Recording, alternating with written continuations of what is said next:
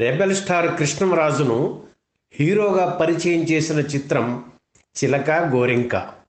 ఈ సినిమాకి ప్రత్యేగాత్మ దర్శకుడు, ఆయనే నిర్మాత కూడా. ఆ రోజుల్లో పద్మనాభం, గీతాంజలిలది సూపర్ హిట్ పెయిర్. కానీ ప్రయోగాలు చేయడం అంటే ప్రత్యేగాత్మకు సరదా కనుక గీతాంజలిని వద్దని రమాప్రభను పద్మనాభం సరసన ఎంపిక చేశారు. ప్రత్యేగాత్మ పద్ధతి తెలుసు కనుక పద్మనాభం కూడా కాదనలేదు. రమాప్రభ అప్పటికే తమిళంలో దాదాపు 30 సినిమాలు చేశారు. చిలక గోరింక ఆమెకు తొలి తెలుగు చిత్రం. సెట్లో షూటింగ్ మొదలైంది. పద్మనాభం, రమాప్రభల మీద సన్నివేశం చిత్రీకరించి ఏర్పాటు చేస్తున్నారు ప్రత్యేగాత్మ. రమాప్రభకు కొత్త గనుక పద్మనాభం సీన్ పేపర్ తీసుకొని తన డైలాగులు ఒకసారి చదువుకోమని రమాప్రభ చేతికి ఇచ్చారు. ఆయన వంక భయంగా చూసి, నాకు తెలుగు చదవడం రాదండి అన్నారు రమాప్రభ. అలాగా, తమిళం వచ్చా అని ఆయన అడిగారు.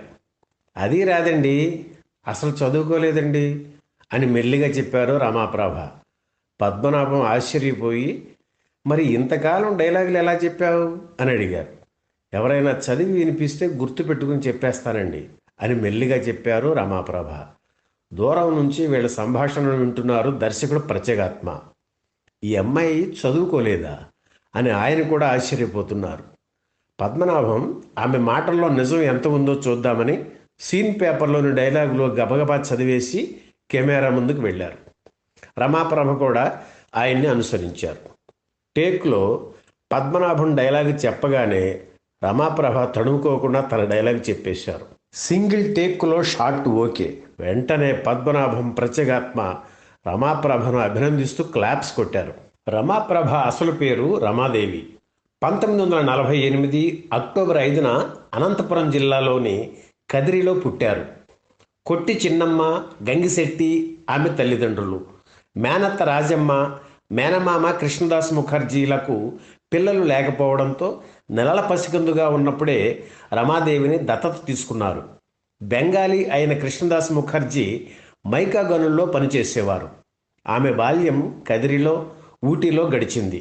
ఒక్కతే కూతురు కావడం కృష్ణదాస్ ముఖర్జీ దంపతులు రమాదేవిని చాలా గారాబంగా పెంచారు. చదువు మాత్రం అబ్బలేదు. 13 ఏళ్ల వరకు ఊటీలోనే ఉన్నారు రమాదేవి. 14 ఏళ్ల వయసులో మద్రాసు చేరుకున్నారు. కృష్ణదాస్ ముఖర్జీ అప్పటికే కన్ను మూశారు. చదువు లేదు, ఉద్యోగం ఏదైనా చేయాలి, కానీ ఎలా? అప్పుడే ఆమె దృష్టిని నాటకరంగం ఆకర్షించింది. తమిళనాడు నాటకరంగంలో లబ్ధప్రతిష్ఠుడు ఆర్ఎస్ మనోహర్ నాటక కంపెనీ చేరింది రమాదేవి. ఊటీలో పెరగడం వల్ల తమిళం కొట్టిన పిండి. ఎంత పెద్ద డైలాగ్ అయినా విని ఇట్టే చెప్పేస్తుంది. ఏకసంధాగ్రాహి. డైలాగులు అందించాల్సిన అవసరం లేదు. అందుకే రంగస్థల నటిగా బిజీ అయింది రమాదేవి. రమాప్రభ చలాకీతనం, ఆమె అభినయం తమిళ చిత్ర నిర్మాతలను ఆకర్షించాయి. దాంతో ఆమెకు తెలుగు చిత్రాల కంటే తమిళ చిత్రాలలోనే అవకాశాలు లభించాయి. సెల్వం, పట్టణత్తిల్ బుతం తదితర చిత్రాల్లో నటించిన తర్వాతే రమాప్రభకు తెలుగు చిత్రాల్లో అవకాశాలు లభించాయి. ఆమెకు హిందీ భాష తెలియడంతో జై జవాన్ జై కిసాన్ వంటి హిందీ చిత్రంలో కూడా నటించింది. చిలక గోరింక చిత్రం తర్వాత నిండు మనసులు, అడుగుజాడలు, డాక్టర్ ఆనంద్ వంటి తెలుగు చిత్రాల్లో, మాడివిట్టు మాపిళ్ళై, కాదలు పడుత్తుం పాడు తమిళ చిత్రాల్లో, కన్యకా పరమేశ్వరి తదితర కన్నడ చిత్రాల్లో కూడా నటించారు. ఇక అప్పటి నుంచి తనకు వచ్చిన ప్రతి అవకాశాన్ని రమాప్రభ ఉపయోగించుకున్నారు. అయితే ఎక్కువగా హాస్య పాత్రలే ఆమెకు దక్కాయి. ఇతర పాత్రలు పోషించాలని మనసులో ఉన్న కామెడీ పాత్రలను కాదనలేదు.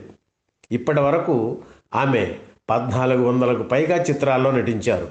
అనేక చిత్రాల్లో వాణిశ్రీకి స్నేహితురాలిగా నటించిన రమాప్రభ వాణిశ్రీలానే స్టార్ స్టేటస్ చూశారు. డబ్బు బాగా సంపాదించారు. ఆ రోజుల్లో రాజబాబు, రమాప్రభలది సూపర్ జోడీ. వాళ్ళిద్దరూ 100కు పైగా చిత్రాల్లో కలిసి నటించారు. సినిమాలో వీరిద్దరూ ఉన్నారని తెలిస్తే చాలు టిక్కెట్లు తెగేవి. హీరో ఎవరన్నది ప్రేక్షకులు పట్టించుకునేవారు కాదు. రాజబాబు, రమాప్రభ ఉన్న 4 సీన్లు చూసేసి హాయిగా నవ్వేసుకుంటూ ఇళ్లకు వెళ్ళిపోయేవారు. ఆ రోజుల్లో రాజబాబు రమాప్రభ జంటకు ఎంత డిమాండ్ ఉండేదంటే కథ తయారయ్యాక హీరో ఎవరన్నది కూడా ఇంకా తేలకముందే నిర్మాతలు వీరిద్దరి డేట్స్ బ్లాక్ చేయించుకునేవారు. పొద్దున ఒక షూటింగ్, మధ్యాహ్నం మరో షూటింగ్, రాత్రి ఇంకో షూటింగ్, ఇలా రోజుకి 20 గంటల పాటు వీళ్ళిద్దరూ కలిసి పనిచేసిన రోజులు చాలా ఉన్నాయి. ఒకసారి 3 నెలల పాటు క్షణం కూడా ఇంటి దగ్గర కూర్చోకుండా రోజుకి 24 గంటలు పనిచేశారు రాజబాబు రమాప్రభ.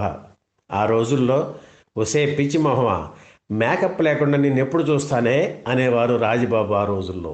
ఈ కాంబినేషన్ పేరు చెప్పగానే గుర్తుకు వచ్చే పాట వినరా సూరమ్మ కూతురు మొగుడ విషయము చెబుతాను. అలాగే రాధమ్మ పెళ్లి చిత్రంలో వీరిద్దరి చేత ఓ పాట కూడా పాడించారు దాసరి నారాయణరావు.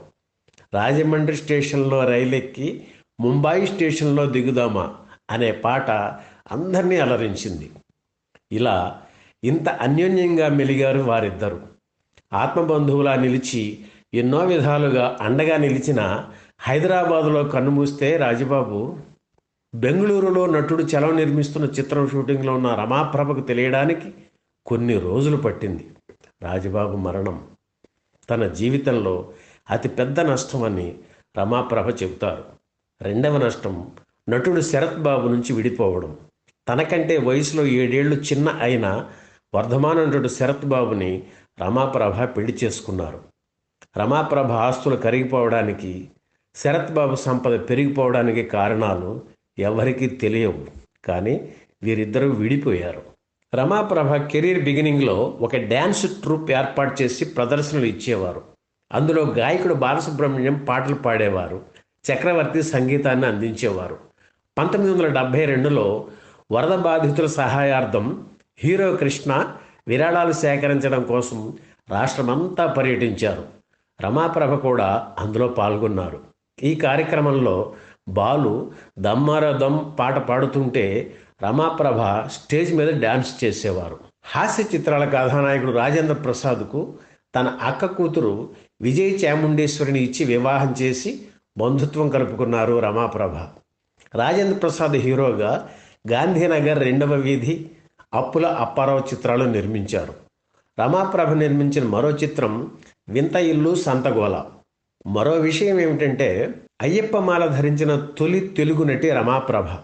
శరత్ బాబును వివాహం చేసుకున్న తర్వాత ఆయన అయ్యప్పమాల వేసుకుంటే 1985లో తను కూడా అయ్యప్పమాల ధరించారు. ఒక దశలో అవకాశాలు తగ్గి భక్తి మార్గం పట్టిన రమాప్రభను నిన్నే పెళ్ళాడతా చిత్రంతో మళ్ళీ సినిమాల్లోకి తీసుకువచ్చారు దర్శకుడు కృష్ణవంశీ. ఆ సినిమా తర్వాత నటిగా మళ్ళీ బిజీ అయ్యారు రమాప్రభ. ఆ తర్వాత కొన్ని చిత్రాల్లో నటించిన రమాప్రభ ప్రస్తుతం చిత్తూరు జిల్లా మదనపల్లి సమీపంలోని వాయల్పాడులో ప్రశాంత జీవితం గడుపుతున్నారు.